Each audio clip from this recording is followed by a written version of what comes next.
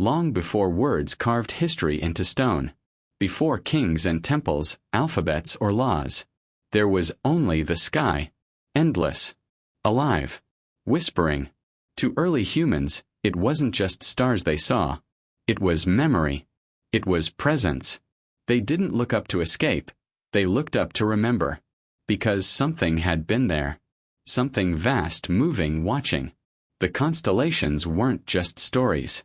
They were sightings. Encoded testimonies passed in whispers around fires, across generations. Almost every ancient culture, scattered across continents, separated by oceans, somehow told the same tale. That beings came from above. Radiant, immense, and not entirely divine. Not angels with wings. Not the gentle gods we later painted in gold. They were something else. In Sumer, they were the Anunnaki, sky visitors who shaped kingship. In Egypt, the Neteru, beings older than time. In India, the Devas, brilliant ones who flew. In Mesoamerica, they came in burning wheels and vanished into the clouds. Different names. Same presence. Always descending from the stars. And then something changed. Civilizations began to rise. Suddenly, and in patterns. As if someone flipped a switch. Stone became sacred. Temples began aligning with stars. Structures appeared that modern science still can't fully explain. Carved with precision, arranged by math older than our textbooks. It was as if the sky had spoken. And Earth answered. But the true question is not just who these beings were. It's why they left. Or whether they ever truly did. They didn't arrive quietly. They came with fire, thunder, and blinding brilliance. The kind of light that rewrites the memory of a planet. Every ancient record, every whisper carved in clay or inked on stone, speaks of it. The Mayans told of serpents that tore through clouds, leaving trails of flame behind them. The Dogon of Mali described visitors from a star so faint our eyes can barely find it. In the Vedas, the gods rode in machines that roared across the heavens. The Vimanas, chariots of sound and wind. These weren't metaphors. They were descriptions. Precise, technical, unervingly modern. Flying craft. Light that burned without smoke. Voices that came from the sky and shook the ground. And yet these civilizations were oceans apart. Separated by time. By language. By isolation. And still, they remembered the same event. When the sky opened, it didn't just inspire them, it transformed them. Entire cultures reshaped overnight. Agriculture appeared where none had been. Stone cities rose with no clear origin. Mathematics, calendars, and astronomy appeared as if downloaded into the human mind. And then, just as suddenly, silence. The visitors vanished. The light faded. And humanity was left with stories. And questions. Some claimed they were gods. Others, teachers, guardians, or something in between. But the aftermath was always the same. Civilizations flourished, and then fell into ruin. Golden ages collapsed under their own brilliance. It was as though contact with the sky ignited us, and consumed us. Maybe they came to help. Maybe they came to test. Or maybe they came to remind us of what we once were. Whatever they were, the earth still carries their fingerprints. In the architecture. In the languages. Even in the myths that pulse like distant heartbeats through time. They left nothing. And everything. Not in words, but in structures. Not in books, but in stone. And if you look closely, you'll see, these weren't just temples or tombs. They were equations in architecture. Massive monoliths cut with surgical precision. Long before steel. Stones weighing hundreds of tons. Placed so tightly we can't slide a blade between them. And more than that, alignment. To stars. To solstices. To constellations that no longer match the night sky above us. But did 10,000 years ago. How did they know? At Göbekli Tepe, the oldest known temple, animal carvings match star charts. Not from the time it was built, but from a sky that hadn't existed for millennia. At Pumapunku in Bolivia, blocks are carved with millimeter accuracy, and surfaces polished like machine work, despite no known tools. In ancient Mesopotamia, tablets show the planets in the right order before telescopes even existed.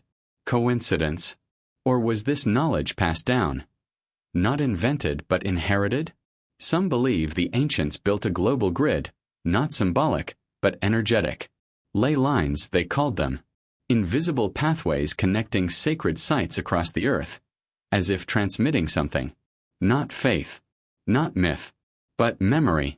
These monuments weren't built for comfort. They weren't even meant for the living.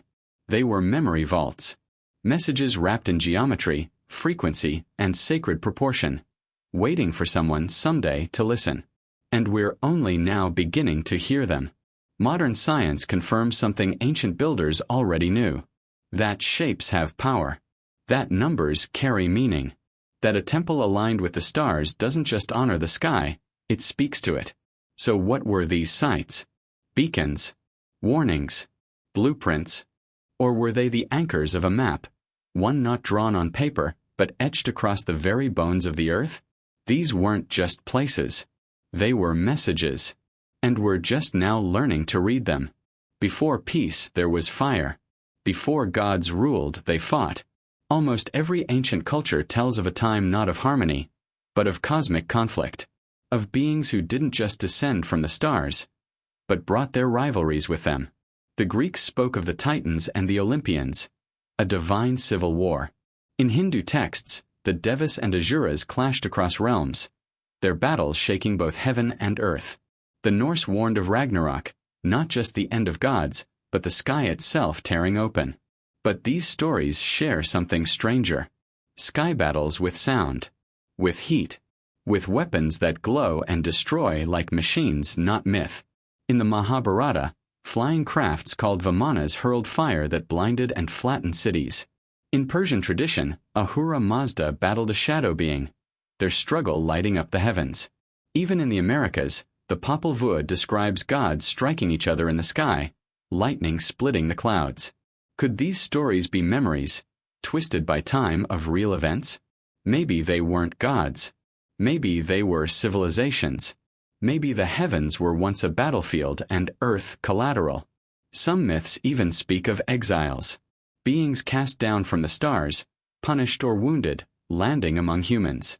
The fallen ones. Not always evil. Sometimes teachers. Sometimes tyrants.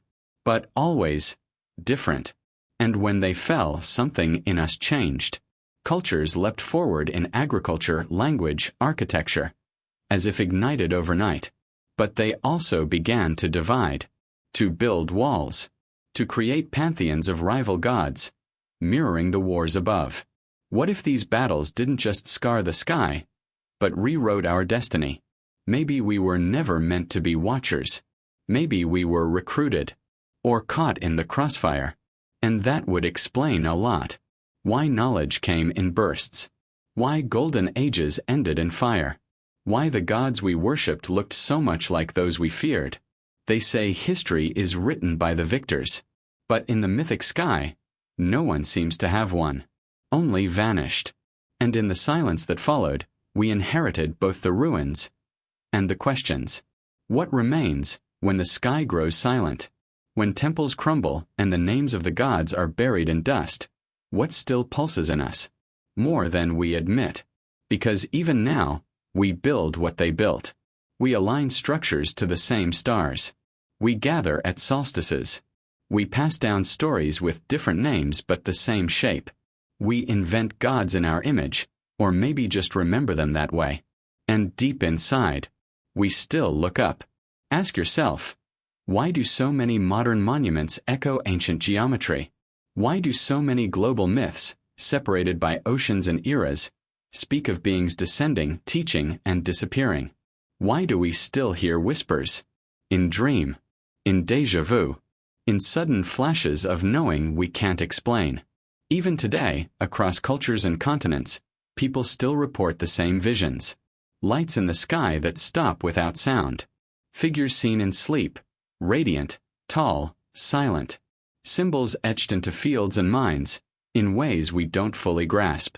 Maybe it's madness. Or maybe it's memory. Maybe our ancestors weren't just passing on stories. They were leaving warnings, reminders, maps, not just of the stars but of the soul. And perhaps the reason these myths feel so familiar is because they never really ended. They're just playing out again, inside us, in our need to rise, to remember, to reconnect. Because if these beings, gods, travelers, watchers, really walked among us, they didn't just shape the past, they shaped us. And maybe they're not done.